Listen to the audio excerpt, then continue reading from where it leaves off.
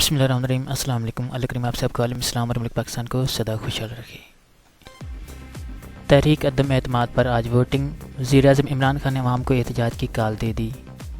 ساری قوم کے پاس، نوجوانوں آپ کے لیے خاص طور آپ کے پاس یہ نہیں کہ آپ چپ کر کے بیٹھے رہیں، آپ کو فیصلہ کرنا ہے جو بھی آپ سمجھتے ہیں اچھائی کدھر ہے برائی کدھر ہے، آپ کو فیصلہ کرنا ہے، لیکن آپ چپ کر کے اگر بیٹھیں گے آپ برائی کا ساتھ دیں۔ میں یہ چاہتا ہوں کہ آپ سب احتجاج کریں، آپ سب اپنی آواز بلند کریں۔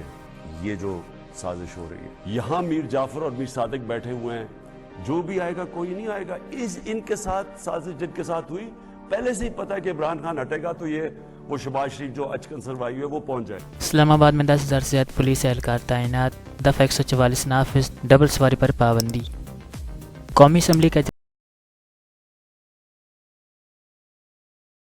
کے فل پروف انتظامات، اجلاس کا 6 نکاتی ایجنڈا جاری، اسمبلی کے اجلاس کے لیے سیکورٹی۔